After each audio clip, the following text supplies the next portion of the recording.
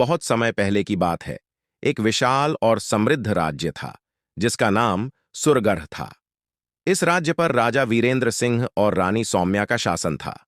राजा वीरेंद्र सिंह न्यायप्रिय और शक्तिशाली थे, जबकि रानी सौम्या सौंदर्य और बुद्धिमत्ता की मिसाल थीं।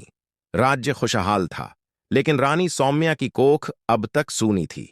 संतान न होने के कारण वह बहुत दुखी रहती थीं।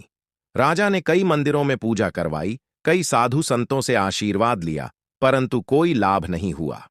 एक दिन राजा और रानी जंगल में शिकार के लिए गए। शिकार के दौरान वे एक सिद्ध महात्मा से मिले। महात्मा ने रानी की उदासी देखकर पूछा, देवी, तुम दुखी क्यों हो? रानी ने विनम्रता से उत्तर दिया, महात्मन, मेरी कोख सूनी है। मैं संतान सुख के लिए तरस रही हूं। महात्मा मुस्कुराए और बोले, राजमहल के पास एक पीपल का पेड़ है। उस पेड़ के नीचे रोज सुबह स्नान करके एक कटोरी दूध चढ़ाना। देवी नागेश्वरी की कृपा से तुम्हारी गोद अवश्य भरेगी। रानी ने उनकी बात को पूरी श्रद्धा से स्वीकार किया और रोज विधिपूर्वक दूध अर्पित करने लगीं। कुछ ही महीनों में रानी ने गर्भधारण कर लिया। पूरा राज्य खुशी से झूम उठा। राजा वीरेंद्र ने भव्य उत्सव का आयोजन किया। 9 महीने बाद वह शुभ दिन आया जब रानी को प्रसव पीड़ा हुई। पूरा राजमहल खुश था, लेकिन जब दाई ने बच्चे को बाहर निकाला तो पूरा महल स्तब्ध रह गया। रानी ने एक सांप को जन्म दिया था। राजा और रानी अवाक रह गए। महल के लोग डर के मारे पीछे हट गए। कुछ मंत्रियों ने राजा से कहा, यह कोई अपशकुन है महाराज, इस नाग को तुरंत मार देना चाहिए।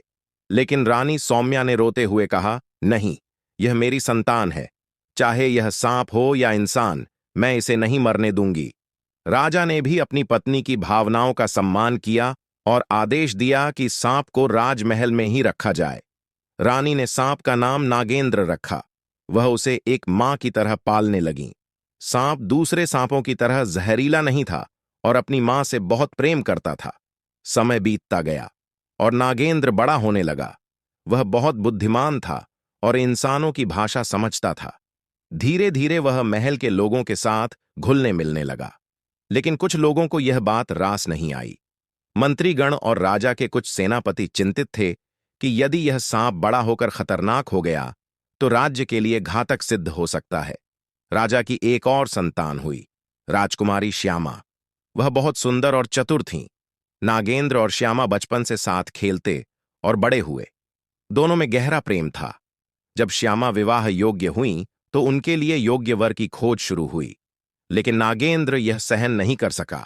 वह अपनी मां के पास गया और बोला, मां, मैं श्यामा से विवाह करना चाहता हूं। रानी यह सुनकर हैरान रह गईं। उन्होंने राजा को यह बात बताई। राजा क्रोधित हो गए और बोले, यह असंभव है। एक सांप किसी इंसान से विवाह नहीं कर सकता।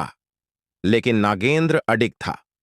उसने अपनी शक्ति से स्वयं को एक सुंदर युवक में बदल लिया और सबको चौंका दिया। अब सत्य सामने आया। नागेंद्र कोई साधारण सांप नहीं था। वह नागलोक के राजा नागराज वासुकी का पुत्र था, जिसे श्राप के कारण सांप के रूप में जन्म लेना पड़ा था।